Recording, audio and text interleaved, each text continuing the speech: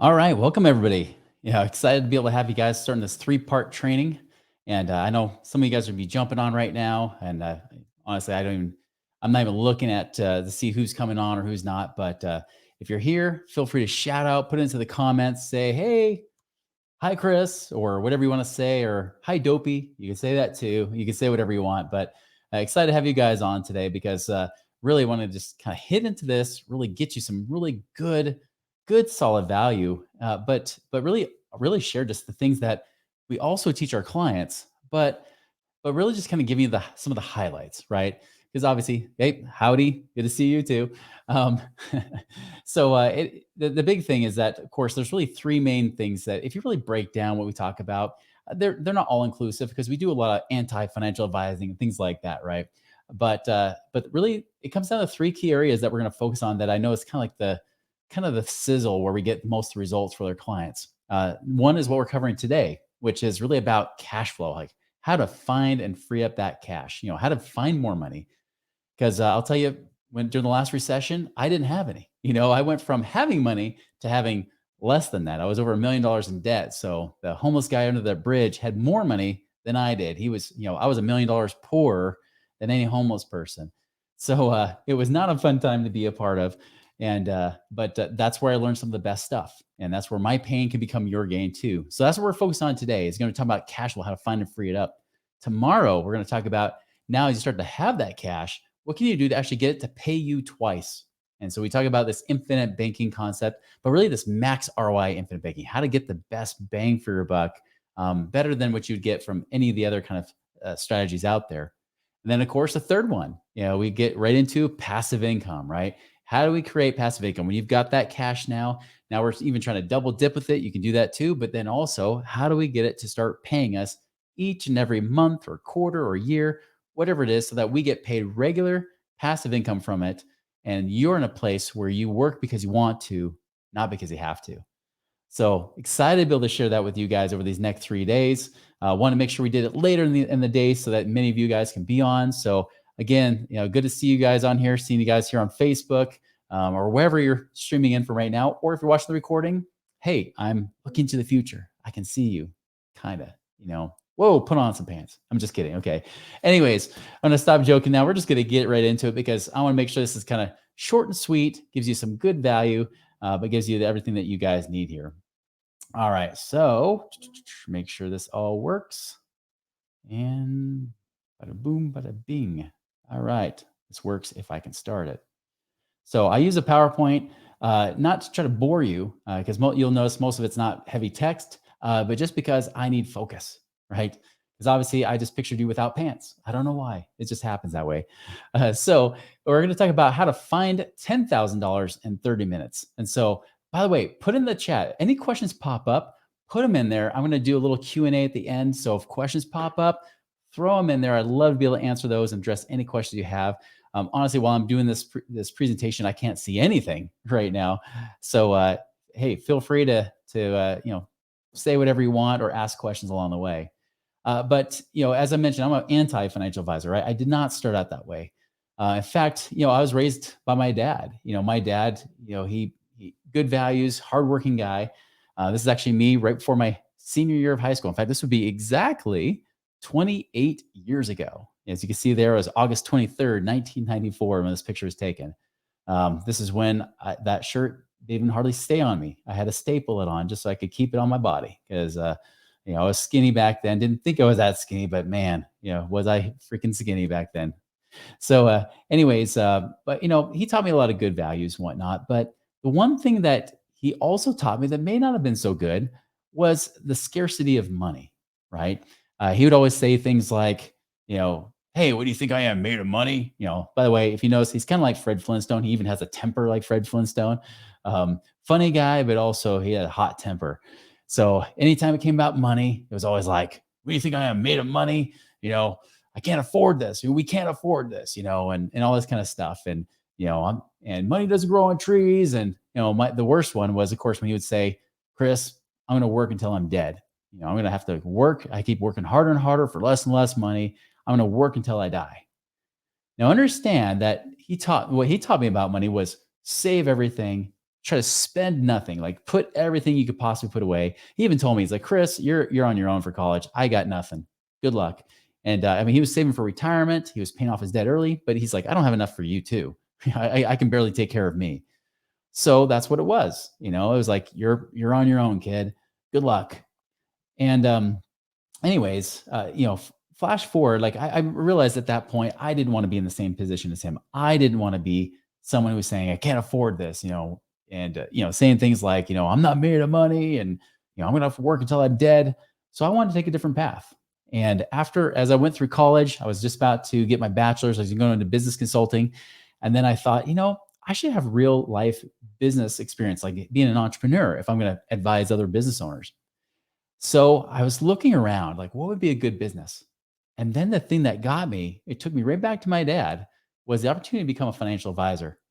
And so that was what I chose to do. I became a financial advisor. I said, if I can just give my dad 1 year of his life back, that would be worth it. And if I can learn something along the way where I wouldn't have to follow the same path as my dad, where I'm, even if I'm paying off my debt and saving everything and trying to do it all, hey, maybe I can actually have a hope for retirement and some sort of freedom too.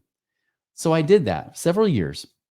And then after I was in that business for several years, my dad said, "Hey, are you going to advise me?" So the tables turned, right? He was always the one giving me money advice. Then he's like, "Chris, why don't you give me money advice?" So I remember I went to Oregon. I sat down at his kitchen table, the same one that he was giving me advice at. Sat down. He had me look over all of his finances. He was 61 years old.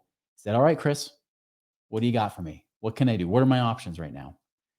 And I said, "Dad, I mean, look at what you got here. Uh, after 5 years, if you don't get any more money, you're out. You're going to have to hope that you die after 5 years of retiring. So I hope your crystal ball works because you only got 5 years to live on. Social Security might stretch out to be 7 years, but ultimately, you don't have enough to live on. And understand that was not the answer he wanted. Obviously, that no fun. Nobody wants to hire a financial advisor to say, "Hey, good luck. You might have 5 years of your life left." That's not what he wanted. And he's like, "Well, what do I do?" And I said, "I don't know. I don't know what else you could do," because he'd done everything that I had taught as a financial advisor was supposed to be right. He did everything Dave Ramsey told him to do was be right. Honestly, my dad actually could be Dave Ramsey's older brother. Dave has probably got the one that got like little noogies and stuff from my dad because my dad probably was the one that taught Dave how to do all this stuff, how to be cheap, how to, pay off your debts early, how to save in your 401ks. He did all of that. Yet my dad, even though he was better than the average person, still did not have much of a hope of retirement. Even worse, as I started looking at my own clients as a financial advisor, I looked at them and they had decades of advice from other advisors. They weren't financially free either. And then the worst of it, I'm in my mid 20s and really my late 20s by that point, and I'm looking at my own life. I'm living cheap. I wouldn't even turn on the AC in the summertime. I wait till it got to like 80 degrees before it kicked on, or turn on the heat when it hit like 62 degrees. I would do everything to penny pinch, save everything, pay off my debt. And look, I was following the same exact path as my dad and all my clients who had all not become financially free. Where was the hope for me? And that was the turning point for me. That's when I realized something has to change. I can't keep doing this anymore. So I went on a journey. I started trying to find people that I knew were in their 20s and 30s that were financially free, that actually were doing the opposite, the exact opposite of everything financial advisors taught. Some of the same stuff I want to talk to you guys about today, but not just today, but over the next 3 days as well, to really give you that picture of what's different and what you can do to actually become financially free. In fact, for myself, I actually became financially independent at the age of 28, almost 29, just because I did the opposite. And that's the key thing here, right? Is that you do not want to do, well, really, you want to do what Mark Twain says, is that you don't want to follow the majority, right? Whenever you find yourself on the side of the majority, it's time to pause and reflect. Or to be more contemporary than Mark Twain, you can go listen to the words of the great philosopher Jerry Seinfeld, who said in the episode Opposite George, where George Costanza for one episode became a winner, he says, "Well, George, if every instinct you have is wrong, then the opposite would have to be right." And that's exactly what we're talking about today is how to do the opposite. This is why I'm an anti-financial advisor. It's not about scrimping and saving and paying off all your debt and all that kind of stuff to then never have freedom. You got to do the opposite to have freedom now because we don't know if we're going to be alive 30, 40 years from now, right? We don't know what's going to happen in our life. The only thing we can control is today. What we can do about right now. And the problem is nobody else is telling you how to do that. Everybody else is talking about someday. I mean, even the Dave Ramsey's trying to tell you to pay off debt. People are always so excited because in 10, 15 years, then they'll be debt free. They don't know that. They don't even know they'll be alive in 10 or 15 years. Yet they're holding on to that hope, right? And everybody else is telling you from this place of scarcity how to do it. And they just don't get it. It doesn't work. And the sad thing is that it's not just you that's suffering, but you create a legacy of scarcity and suffering for everybody else because you just pass on the same stuff, just like my dad, as good of his man as he is, passed it on to me. And I could be passing on to my children if I had not made the changes that I'm teaching you guys here to do today. So I'm here to tell you that cash flow is what creates freedom. It's what worked for me. And heck, it didn't even just happen once. I had to do it twice because after recession kicked my butt, I had to get back out of the rat race again, had to get financially independent again by the end of 2016. So if that's not evidence enough for you, heck, we've also got many clients that are in the same place where they are financially free, or many of them on that path within the next few years being financially free as well. So here's the thing: less cash flow means more stress, right? What do I mean by cash flow? Cash flow is this: when you have income up here and your expenses are down here, you got more income coming in than your expenses. That's freedom. The opposite's also true. When your expenses are up here and your income's down here, this is where you have freak out mode, right? This is where you have too much month at the end of your money. This is not the place to be. You want to be here. The more difference you have between your income and expenses, and this is not having to live on rice and beans either. That's key. I'll come back to that in a second too. Like I mentioned, like it's not just something I've done, for other people, but it's also happened for me. In fact, at my worst time, I was over $1 million in debt, and I was in the hole about $16,000 a month. So, having been in a situation where I had no money, no credit, and I had to build my way back out of it, I can tell you that if I have hope, you definitely have hope as well. Our average client, by the way, with these strategies I'm going to teach you six of the seven today. The seventh one's passive income. I'm going to save for day three. But six of those seven we're going to share today of those main things that have helped people on average create, this is either find or free up and or create passive income of at least $34,000 in the first year alone, each year, therefore increasing thereafter. So listen up. First, let's talk about this. There's always a 1-2 punch. It's not just about strategies, it's about mindset and strategies. It's about mindset and then the implementation of that mindset. Otherwise, if you don't have the mindset with this, it doesn't work. It ends up falling flat on its face. And this is coming from coaching hundreds of people. I've seen this time and time again. You got to address the mindset first. The one that everybody's trained in is scarcity, right? There's never enough. There's never enough time. There's never enough money. There's never enough love. There's never enough health. There's never enough of anything in the scarcity world, right? There's always limits. You can't afford it. This is the kind of things that I grew up with when it came to money, right? Can't afford it. There's not enough resource. There's not enough money. Those kind of things were what I was taught. Sadly, financial advisors also teach this. They teach that there's only a limited amount of resource. These are only your limited number of options, and they're all basically called mutual funds, and that's it. Everything else is just bells and whistles, as I call it, financial Mexican food. Same ingredients, and even if it's delicious, doesn't matter because you're just eating the same ingredients. They're packaged differently, giving them different names. That's what financial advisors offer. Same ingredients, but they're all basically just mutual funds and insurances. That's all they really give you. But it's already been proven this hasn't worked for decades. So why would we keep doing the same thing over and over, expecting a different result? You know, another thing about scarcity too. I mentioned Dave Ramsey. As good hearted as the guy he is, like I used to listen to his show. I was listening to it. I was taking it in for myself. I remember there was one show in particular that blew my mind. There's really two of them, but this one in particular, this one threw me for a loop because this woman, she gets on the air, right? And she's calling in the radio show and she says, Dave, I spent the last 2 years and I've paid down $100,000 of my debt. And Dave's like, good job. Way to go. She's like, no, I'm not done yet. I still have my mortgage. I've been doing everything you've asked me. I mean, I've got my $1,000 little tiny baby emergency fund, right? I've living on a budget. I've been living on rice and beans. And she starts to go on. And he's like, whoa, hold on. You're living on rice and beans? She said, yeah. You say all the time in your books and on your show, live on rice and beans. So for the last 2.5 years, I've been living on every meal, rice and beans. And Dave starts laughing. Like, I kid you not, he was laughing. He's like, well, that's ridiculous. Like, what kind of person would just live on rice and beans? He's like, no, you still put other stuff on, you have lettuce, tomatoes, you still have other foods. It's just a figure of speech. Like, who would do that? And then the line goes dead for at least 5 seconds. It was quiet. And then she said, oh, well, I did. I mean, she took him literally for his word, and she's brokenhearted about something that should have been an abundant thing, where she should come from a place of gratitude and celebration. Instead, she should come from a place of depression, discouragement. Instead, all because she followed scarcity advice. You gotta avoid scarcity at all costs, and that's where we come into abundance. I had somebody said, "Well, how do you get that abundant state of mind?" I said, "One easy thing you can do is do gratitude every single day." I actually do like a prayer of gratitude even while I run or work out. Well, depending on the intensity of the workout. If the workout's really hard, I'm just breathing heavy. I'm just trying to not pass out. But when that's over, do like a little prayer of gratitude, like just kind of counting your blessings is one easy thing to do, just to acknowledge what you have. By the way, on my worst days, even days where I had creditors calling me, collectors calling at all hours of the day, still, I was in a place where it was much. I was still in a place where I could say, "Well, at least I'm not dead." That's good. So just so you know, it's there's hope. Okay, there's always hope. There's always something you can find the positive in, even if it just means you're breathing today.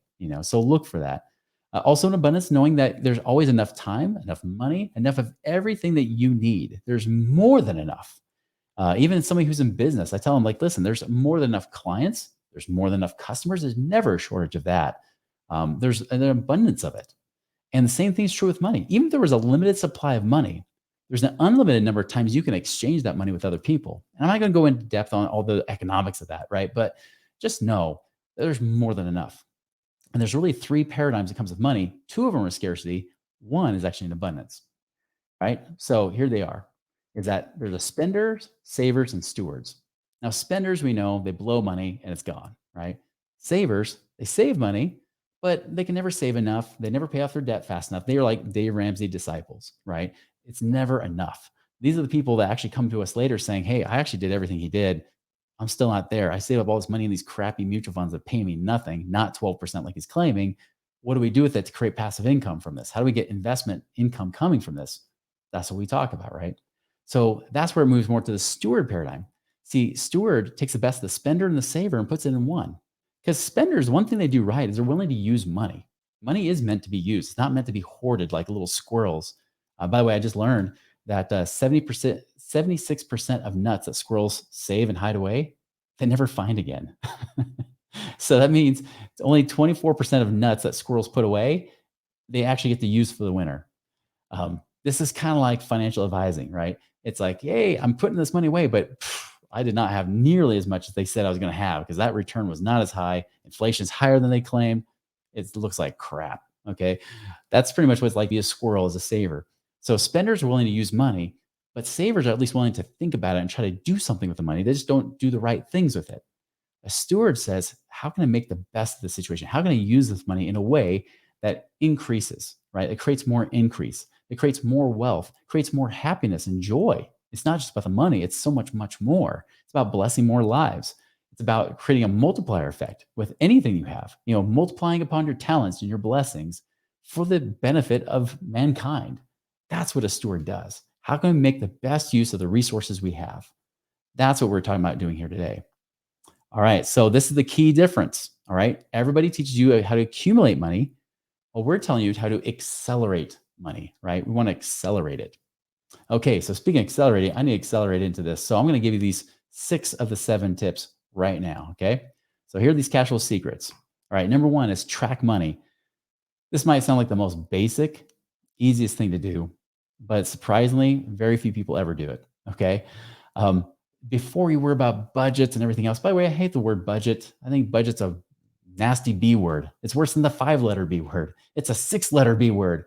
Budget stinks. Okay. I hate that. I like spending plan. I think that's a more abundant way of calling it because money is meant to be spent, even if it's spending it into savings, right? Or spending it to an investment. You're using the money for something always. And if you don't use it, then it passes along and it either goes to the IRS or it goes to your family, right?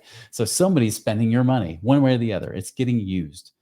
So the first thing you do before you worry about spending plans and everything else is you need to track your money. The best way to do that, if you're looking at your personal finances, Mint is a great app or a great website you can go to, mint.com. uh, Awesome way to automate and be able to see how your money's coming in because you can see it coming in. You link it up with your bank account and it starts to categorize it. And you can teach it a little bit, but after you teach it, it starts to pick up. The AI picks up saying, oh, well, every time they go here, they tend to categorize it as this. So we should just put it in that category and then you can adjust it and correct it if it's different. For example, if it's Chevron, right? If it's like a gas station, of course, they're going to put it as gasoline automatically unless you're getting your little big gulp or whatever, I guess that's 7-Eleven, whatever. Either way, they try to distinguish between them. So the cool thing is you don't have to add up and do all the math on paper and things like that. And if that's the way you prefer it, great, do that. Some people use spreadsheets, and that's great too. Whatever works for you, do that. But I think an easy free tool to use is Mint. Same people that do QuickBooks, which by the way, for business, I love to use QuickBooks. Now, to give you an example, some people will say, Chris, I've heard this before, and I just don't have time to check my money. Well, first, I'll tell you, if you do it weekly, it may only take a few minutes a week. Second, every time someone tells me, especially if they're an entrepreneur, they tell me, Chris, I don't have time to do this. I can guarantee you're losing at least 500 bucks a month, $6,000 a year. So I talk about finding $10,000 in 30 minutes. For many people, it's only in this spot. They don't even have to do the rest of the stuff. They could just do this and find that money because it's not about being cheap. But when you start to pay attention to things, things get better, right? Whatever you pay attention to will expand and grow. But whatever you ignore leaves you. It's the law of atrophy, right? If you ignore your teeth, you don't brush your teeth, you lose them. They fall out, right? I guess I've been ignoring my hair. It's been falling out too. You ignore your family, you're going to lose them, right? You ignore your health, you'll lose your health, right? If you ignore your money, you'll lose it too.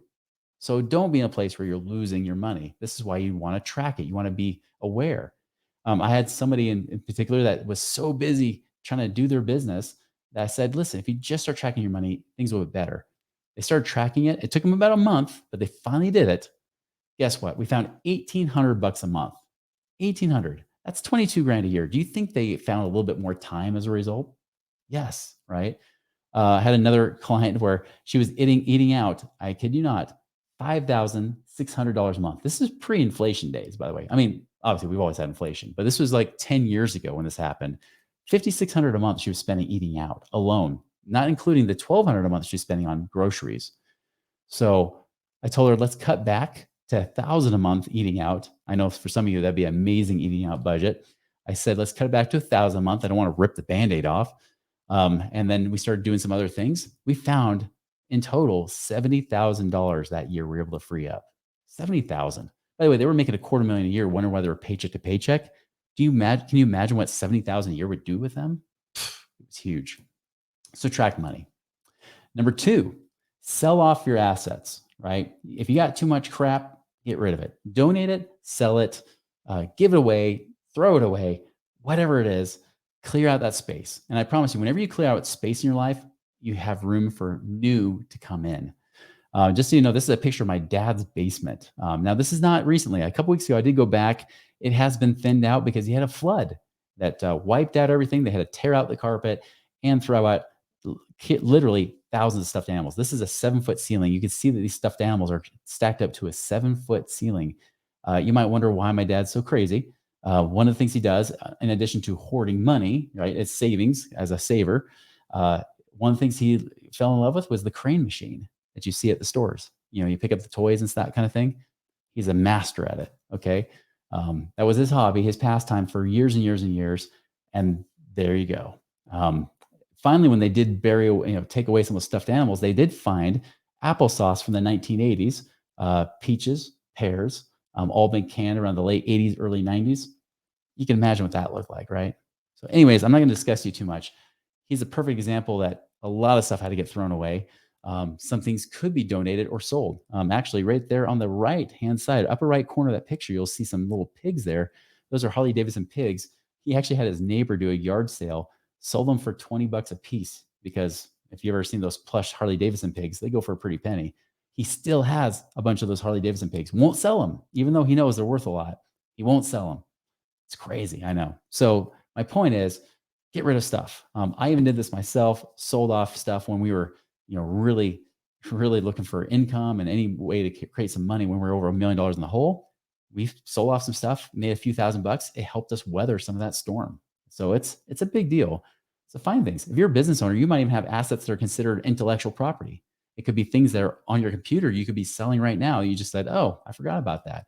You could have money literally sitting right there and not know it. So find something to get rid of, donate, at least get the tax write off if you're going to donate it, right? Oh, key thing, if you have books or DVDs, if you donate to a library, you can get double the tax write off. So you get double there. Insurances. This I'll just be quick on this one. Insurances. If you want to free up more money on this and lowering the payments, the thing that costs you the most is your deductible or your copayment. If you're talking about your health insurance, the copays or the deductibles, the small things that you try not to pay out of pocket for, is the very thing on your insurance that costs the most. One way to free up that cash and free up and save money on those premiums is increase your deductibles, increase those copays, get those up, and then you can even increase your your catastrophic coverages. So like on your auto insurance, you can say, well, I got a $250 deductible. What if I bump up to $500 or $1,000 deductible instead? And hey, I can even bump up some of these catastrophic coverages to make sure I'm covered in case of lawsuits and such. I'd rather have the insurance company pay for the big stuff than the small stuff. So if you do that, you can actually save tons of money. I had one client, he saved $900 a month just doing this one strategy alone. Some of it was even life insurance. He was paying, for crappy life insurance. I was like, get rid of that. We're actually going to get term. Yes, I said it. For those of you that know me, I do actually like term. We actually got him term insurance because he needed to free up $3,000 a month to be breaking even every month. So I said, let's get cheaper term, get rid of this $900 a month piece of crap that this insurance agent sold you. It's not worth it. Do this instead.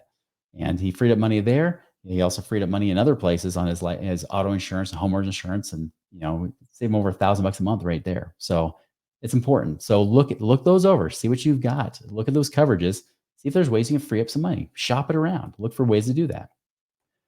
Taxes. This is the big one. Now, this is a whole conversation in and of itself. I'll just say this as a disclaimer. I am not an accountant. I am not a CPA. Check with your CPA about anything I give you. But I'll tell you, taxes are big. Now, if you're a W-2 employee, there's not a lot you can do with your taxes. The best thing you do if you're just a W-2 employee where you're getting paid a normal wage is find a side business, find a side hustle, something you can do even part-time. And this could even be on the investing side of things too, where you can start to write off things you normally wouldn't, like your cell phone. You start writing off things with your office, you're like, or not even their office, like your home. You start writing off things from your home, including the mortgage payments, utilities. I'm not just talking about interest on your payments, that's separate, but utilities, homeowner insurance, all kinds of stuff you can start writing off. If you have a business, that's something to have. Now, if you have a business that actually is profitable and maybe you're a business owner right now, there are so many things to do. Look at the structure that you have. Look at maybe having an S corp, getting taxed as an S corp instead of an LLC or a sole proprietor. I actually ran across a guy who was a dentist that his CPA had said for years, "Don't get a corporation. You don't make enough money." The guy was making 300,000 a year, and he's saying, "Don't get a corporation." Just so you know, just by him having that corporation set up, that actually it actually saved him somewhere in the ballpark of about $35,000 a year, $40,000 a year, by saying, your CPA is an idiot. Do this, and set him up with a better CPA, a more active accountant. And it was way better. I actually remember I had one guy who was a chiropractic coach, started crying because we found we were saving him 50,000 a year on taxes that he didn't realize he could be saving. That literally put him in tears because it wasn't because of happiness and joy. It was tears of sadness because he had paid that for so many years and never questioned it. So there are ways to do that. As a business owner, there's so many cool things. We do have other videos on this topic. Just know that if you get anything else out of this, taxes are one that many people miss, especially if you're a business owner. If you're not a business owner, having a side business, even if it's just a hobby business, could actually do a lot to save you on some taxes. Debt. I want to talk about this one. Here's the key thing about debt is don't fear debt. See, in scarcity, fear and scarcity go hand in hand, right? Fear leads to despair, and despair leads to the dark side. Yes. That was my very bad impression of Yoda just there. That was way worse than I normally do. I don't even know what that sounded like. But in any case, basically, fear is bad. It's scarcity emotion. You want to respect debt. It can hurt you, but it can also help you. I want to talk about some debt like mortgage, for example, and interest and what that really means, because sometimes it's not as bad. So I'm going to throw in a little bonus here. Here's what we normally look at. I'm going to teach you a concept called a cash flow index. Now, let's just say you have two $5,000 loans. One's an auto loan at 4%. It's $5,000 and it's $500 a month, while the other is $5,000 at a credit card of 18% a year at $100 a month. Now, of course, if you're Dave Ramsey and all you have is 5,000 bucks, which one are you going to tell everybody to pay off? The credit card, right? They're always going to go for that nice little credit card right there. Whoops. But here's the thing: which one puts you in a safer place? Think about it from a common sense standpoint. Forget everything you've been told about interest rates. In fact, I'm going to tell you to ignore the interest rate. Look at the payment. If all you have is 5,000 bucks, which one will give you more flexibility and more freedom?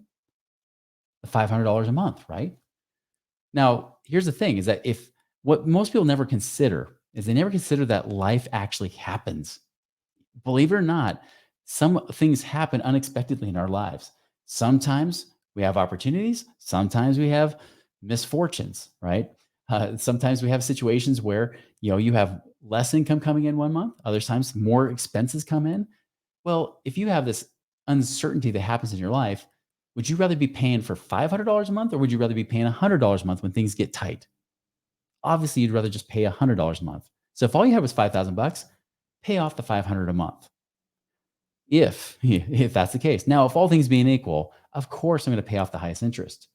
But the thing that gives people more freedom, and I've seen this hundreds of times, and in fact, people will even pay off their debt faster than picking the old method of picking the highest interest rate or the lowest payment, yada yada. It's always about how to get the biggest bang for your buck. How can you pay the least amount of cash to free up the most cash flow? This has saved our clients literally sometimes tens of thousands, if not more, a year. So I'll give you an example. We had a client recently come to us and they said, "Hey, all right, let's invest our money. We got a lot in stocks and stuff. Let's get into real estate." And granted, if we just invested everything they had, we could make them about 500,000, 600,000 a year, just from the money they had invested, and roughly about over 500,000 a year. But we looked at their situation and realized they had some loans and stuff that we could go and refinance a mortgage, pay off certain loans while keeping other ones that we don't pay off. Freed up $4,000 a month with very little money out of pocket. Still had all the money to invest in the real estate, but now that's 4,000 a month they don't have to earn on their investments. So huge difference. They went from needing 22,000 a month to now only needing 18,000 a month. Much bigger difference in their situation, which actually can help them get the financial freedom much faster, because now we can still help them get about, with the freed up 4,000 a month, now we can still do about a 575,000 plus dollars a year benefit for them. Had another client, and this one was huge for me. This couple out of North Dakota. We did some consolidation, helping them refinance and do some stuff. Freed up $6,000 a month. You know what they did with that 6,000 bucks the first month? Nope, they didn't put it in savings. They went and they bought a four-wheeler. They bought a four-wheeler, which would have ticked off every financial advisor and Dave Ramsey advocate out there, right? But I knew why. Because the thing is that this husband had been working 6 days a week, Monday through Saturday, and then Sunday he was just toast. He was gone. He wasn't there for his family. He wasn't really able to be with his family as much as he wanted to be. He was energetically, out. So he was still there. He still tried to be there with his family. He had a very good husband and father, but he was just tired all the time. Well, freeing up that $6,000 first month, they went and bought a four-wheeler. Because what did that allow them to do? That $6,000 a month, he was able to stop working Saturdays. So now he's only working Monday through Friday. I think he only did a half day Friday. So 4.5 days, more energy. And he took that four-wheeler every weekend, hanging out with his kids. His wife said, "Chris, you don't understand. Like, that four-wheeler was the best investment we ever made, because we got my husband back. And my kids got their father back. Like, we have him in our lives now because of this." And of course, they started saving that money too. But That was the first thing they did. They got the four-wheeler and he stopped working. That is what cash flow does. That's why cash flow creates more options in your life to create more freedom. Just so you know, this cash flow index, coming back to this debt thing here, cash flow index is just this. You take the amount you owe on whatever loan you're looking at or credit card, divide it by the minimum monthly payment, and you'll get a number. So here on the left side, 5,000 divided by 500 a month is 10. On the right hand side, 5,000 divided by 100 a month is 50. You pay off the lowest index first, especially if it's below a 40. If it's below a 40, you probably want to rush paying off. The only exception might be if it's a car loan, student loan, or a mortgage where they're low interest. I might wait till they're below a 20 or 15 or 20 before I pay them off. But for the most part, if it's credit cards or anything, lowest one, pay that off first. You'll get much bigger bang for your buck if you do it that way. Here's something I want you guys to understand. And I know I've gone over time. Are you guys still good for a few more minutes if I give you a little bit more? I just realized I'm giving you a lot more than I intended to. I was just going to hit these one by one, but I really want you guys to get this. So hopefully you're good with this. I'm going to keep going for a few more minutes and then we're going to stop for questions here. All right. So what if, you're looking at a mortgage and say you still have a 3.25% mortgage, you owe 300,000 on it. Just so you know, over those 30 years, you're going to pay 170,000 of interest. Now, you might look at that number and say, that's horrible. But the question is that, well, what's the other option?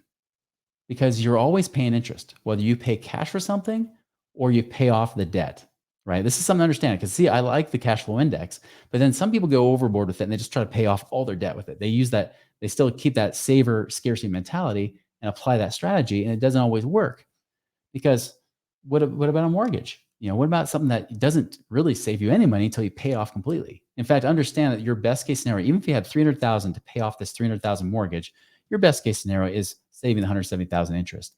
I'll give you this advice right now. Do not pay extra principal to your payments. Don't do the biweekly payment thing. Don't do any of that stuff. That does not get you ahead very much at all. You'd be better off keeping that money in cash, keeping it liquid, because that's the time when people get themselves in trouble is when they put all in equity in their house and then they don't know what to do because they can't get the equity out when they need it. Just so you know, that's what happened to me in 2007 when I was trying to get equity out of my house because I saw my cash flow was getting tighter. And the bank said, nope, we're not doing any cash out refinances right now. Sorry. And all the equity got trapped in that house. And I was never able to get to it because everybody else's equity got trapped into. And we saw prices come down in real estate. And as a result, I couldn't even sell it. I sold it for a loss as a result. So you don't want to be in that place. So I'd rather have the cash now. This is where I've learned cash is power. So let's just say you did happen to scrape enough money together to pay off this $300,000 mortgage and save the 170,000 of interest.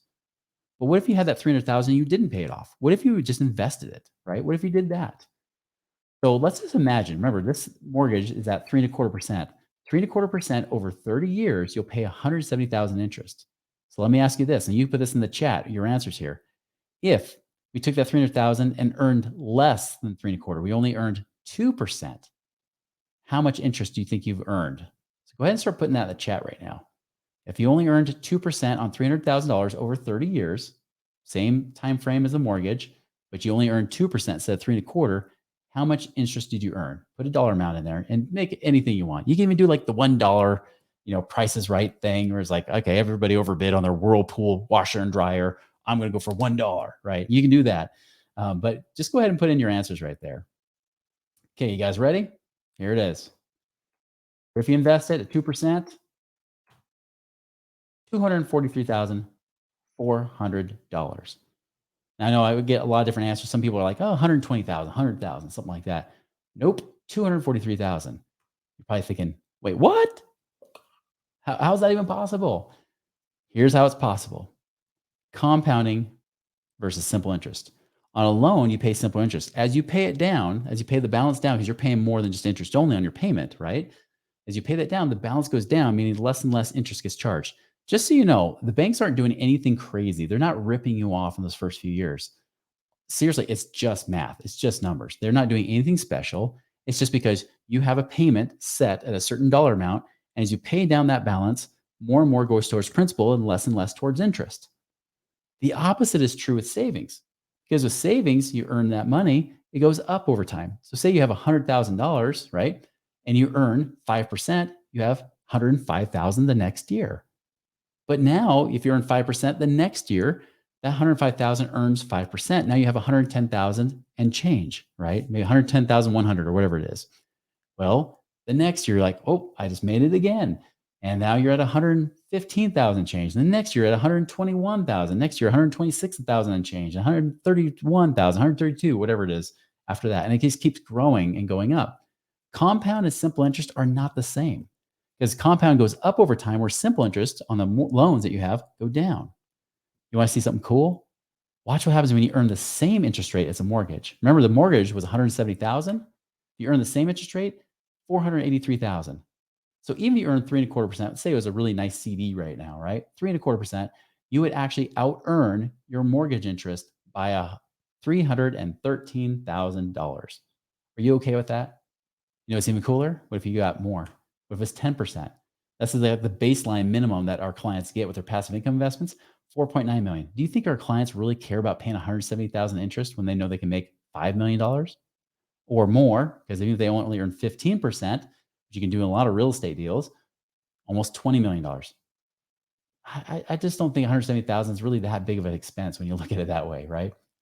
That's the big thing. That's the thing that shifted for me. Again, I was a mortgage broker. I was telling everybody to pay it off early. But what I found out was that's the easiest way to go broke, just like my dad, who paid off his house early and couldn't figure out why he wasn't getting ahead. This is also why all these Dave Ramsey disciples, people that are poster children for Dave Ramsey that he's so proud of, come to us later saying, we got cash, we paid off our debt, but now we don't have enough. This is why. I'm going to stop on income here, but I'm going to go into active and residual income, and we'll worry about passive income next time. I love this little cool thing. Have you ever learned this about this fruit drink powder that was turned into pixie sticks, right? That later became Fun Dip because they just added a candy stick to it. And then that same stuff, then also because parents complain about being too messy, turned that same powder into sweet tarts.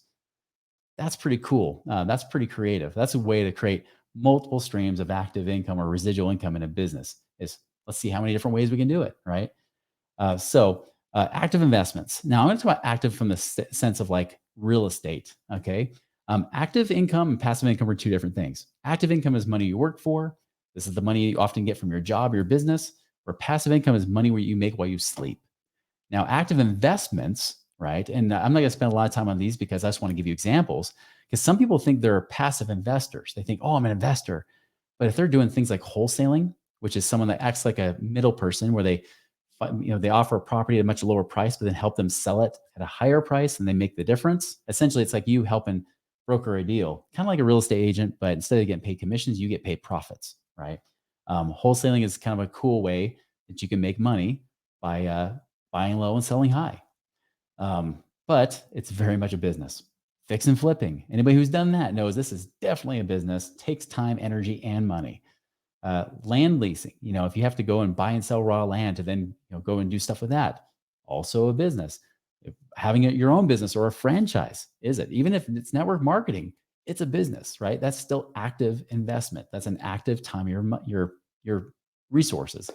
Storage units, if you're buying it yourself, could it be active? It could also be passive. There are ways to do almost all these things, by the way, almost all these things passively where you don't have to do the work, but you can still get paid on it. Airbnb rentals. Many people ask me about Airbnb, which has definitely been hot for the last several years. The only thing is that Airbnb is still a business. It still takes time, energy, and money. Even if you do some creative strategies with it, it's very much a business, right? And these things aren't bad, but just understand if you pick something like this, you have to make sure you have a passion for it. You actually like it beyond just the money. That's very important here. I'll tell you this too, creating residual streams of income, very important. There are lots of ways to do that, but I would look at other ways to do this might be like creating ways to joint venture. One of the things that helped me the first time I became financially independent is I found ways to do different referrals, right? For example, if you're a natural connector and you say like, hey, people ask me, hey, who do you recommend for this or that? Have you ever considered you can go to that business and say, hey, do you have a marketing budget? Do you pay referral fees? Because if you can connect that person with somebody who's a good, credible business, you could be the middle person in the middle, just kind of like the wholesalers, right? You're the person in the middle here. You can essentially get paid a referral fee. I even offer that to our clients. I'm like, hey, You send us referrals, great. We'll pay you a referral fee. We'd love to. We don't mind that at all. Even for our Wealth Accelerator Academy, we still pay people a referral fee. Why? Because they're the best. They're the best people that come through because they're people just like the people we love. You know, like attracts like. People attract people just like themselves. We love that. So yeah, we pay for that. For me, what I did in 2006 is like, although I had other passive investments, I also was referring people to different businesses. I had a wholesale jeweler I referred to. They would pay 5%. I was referring to people that were like had different businesses, like in the financial space. And it's like, hey, can we broker a deal here? If I send people to you, do you pay something?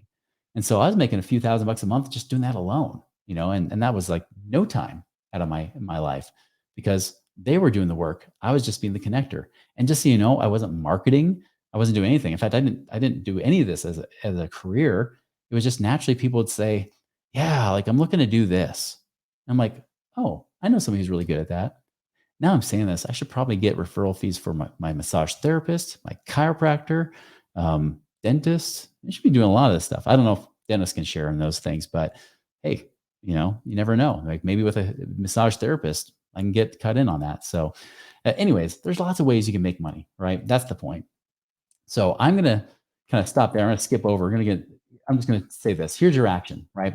You got to have awareness of your numbers. You got to know where you are. Like any GPS, you put in, you got to have the destination, where you're going, and you got to know where you've been or where you are currently. This is why you track your money. Know your numbers, know where you are, and know what you're trying to get to. What's your financial independence number? What passive income do you need to create to be financially free where you work because you want to, not because you have to? You can still keep working a job or your business, but then you have a choice. Your work optional. So what does that take? Your mindset around money has got to be more of abundance, not scarcity. And of course, you got to be willing to do what's right for your family. That's the key. I remember one client in particular, like he was struggling month after month. He was 62 years old. He was hating his business, even though it was his passion. He was hating it because it was becoming a grind for him.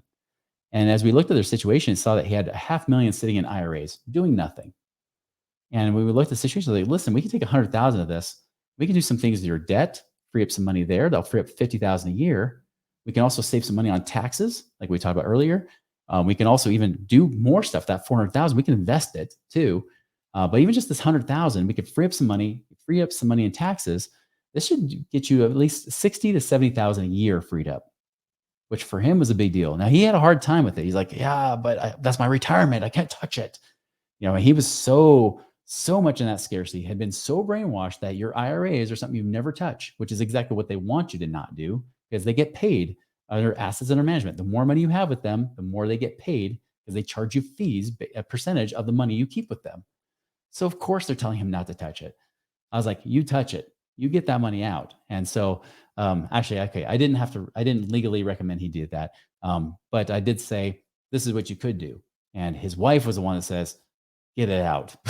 So she was really, I should give her the credit for that because, I gave the idea. She was the one that actually gave him the enough faith to do it, but he did it, freed up 4,200 bucks a month, 50,000 a year, saved the taxes, about 15,000 a year in taxes that we freed up. And then here's what's cool, because he was able to relax in his business, all of a sudden now, when people came through his door, he was more relaxed, he was happier. More people became his patients. He was actually in the medical field. So almost immediately, within months, he was making an extra $2,000 or $3,000 a month on top of the 60,000 plus that we helped him free up. All that happened, and the guy totally, it changed his life. The cool thing is, he still had the $400,000 to invest, which is what his wife told him. It's like, listen, this makes sense. Just do it. You still have $400,000. You're not out of hope yet, and that changed his life, guys. And that's what we're here to do, is help change your lives. So, anyways, cash flow is what really creates freedom. That's the big point here. So, anyways, let's stop there. I want to see what questions you guys have. I know we went way more time than I intended, but I hope this was good stuff. Well, obviously, somebody just said, good stuff, Chris, the cash flow Jedi. I like it. We did have somebody who said 180,000 bucks on that. Oh, you got close almost. So, um, all right, let's see. Any questions? What questions do you guys have right now?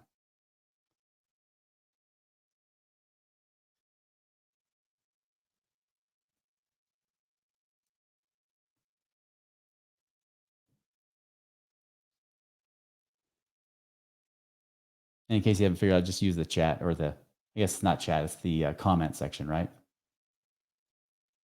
Yeah.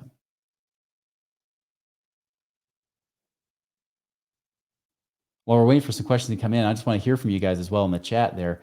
How many of you guys are like, going to need to rewatch this again tonight? You're like, I got to take more notes.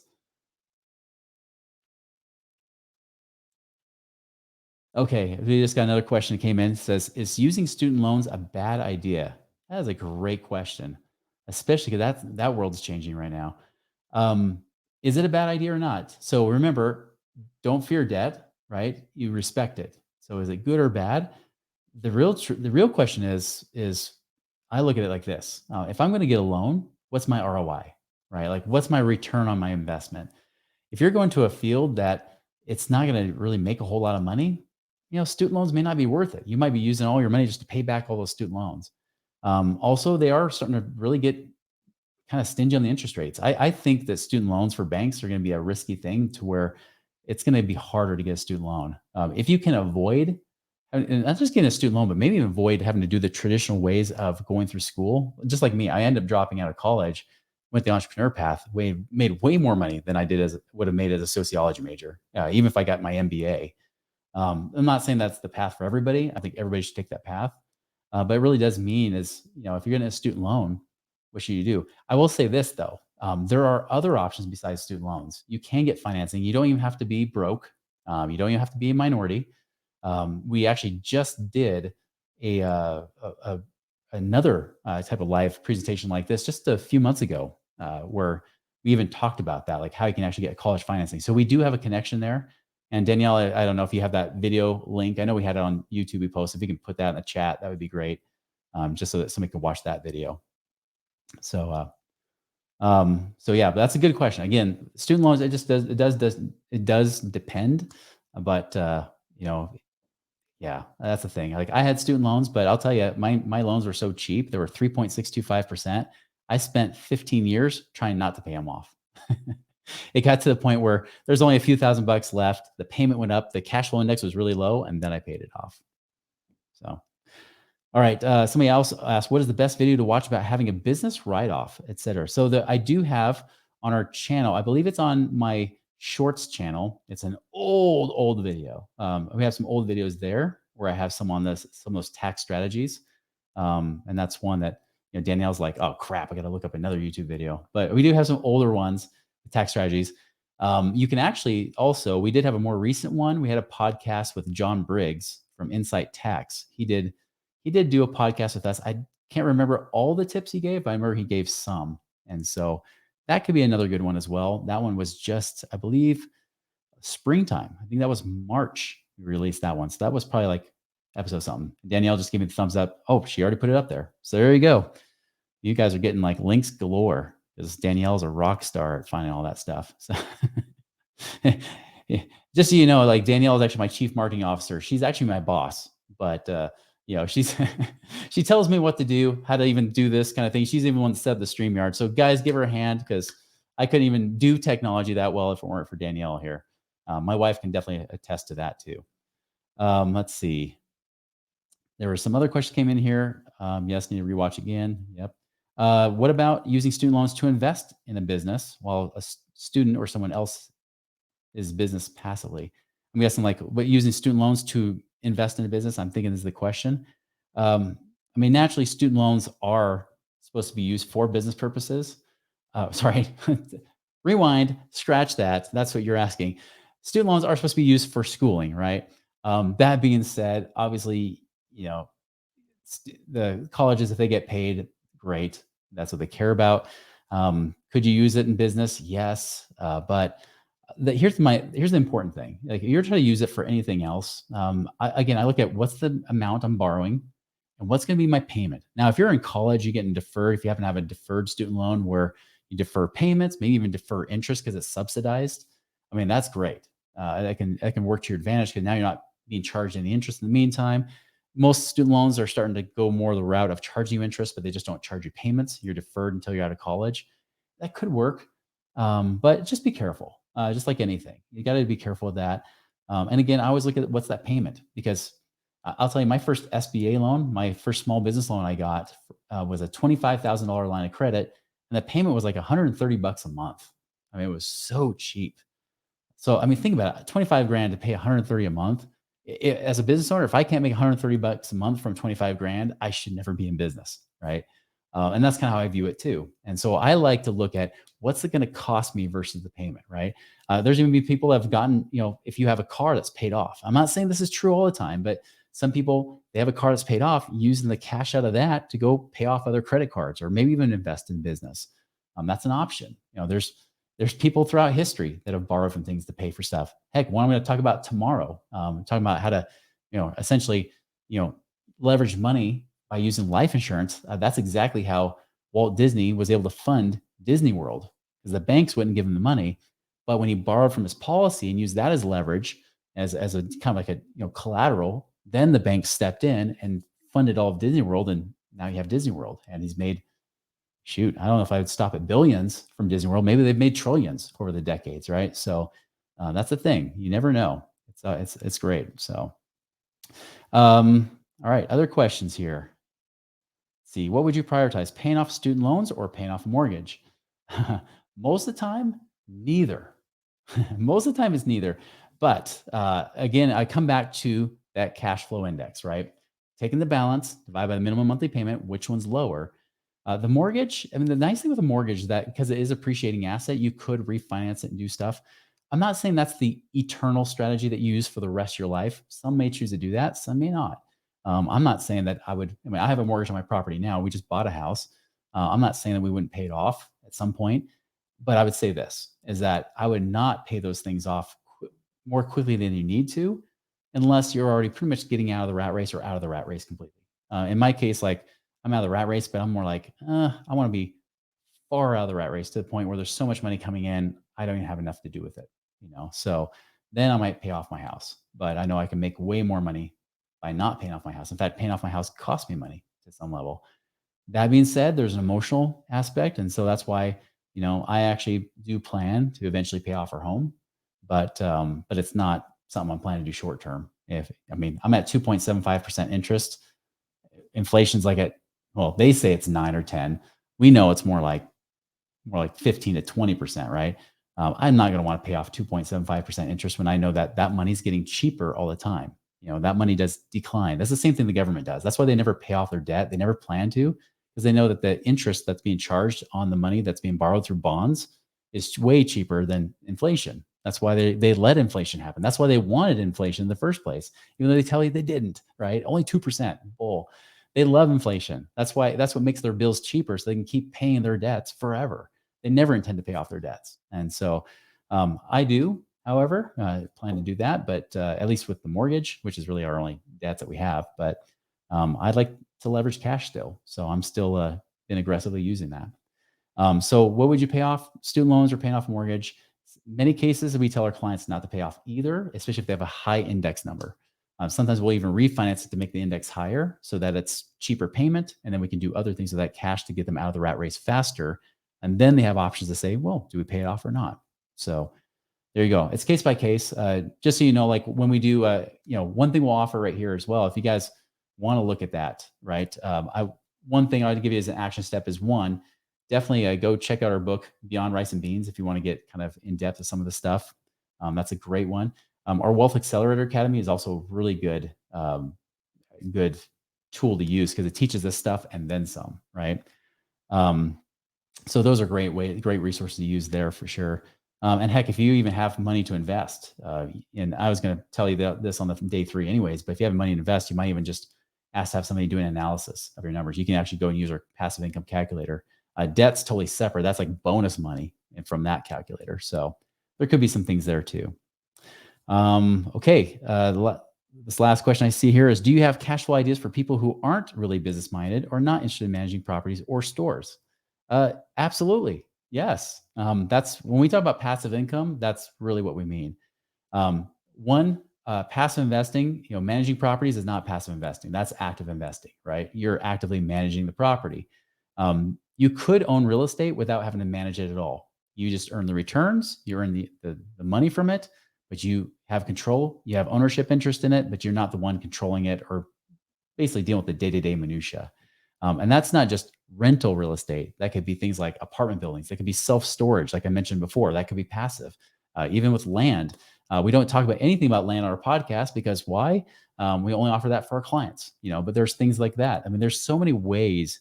Even in business, there are ways you can invest in a business, and I don't mean stocks, but ways you can invest in a business, have ownership interest, earn the profits from that, kind of like having a stock, but it's more closer to the investment. Where you own stocks, you really don't own anything, right? It's common stocks, or it means you have nothing. You have really no ownership, but you can actually get into a business interest and pool. You can crowdfund your money together and have those profits coming in accordance to that. So, anyways, so there are lots of ways to do it. I would say two. By the way, 2/3 of our clients, I'd probably say only about 35 to 40% of our clients actually own a business. Most of our clients have just W-2 jobs. They say, I've got cash sitting around. What do we do with it? How we create passive income? That's the majority of our clients. So what you're describing there, even though I'm sorry, it just says Facebook user on my end. I know I might even know you.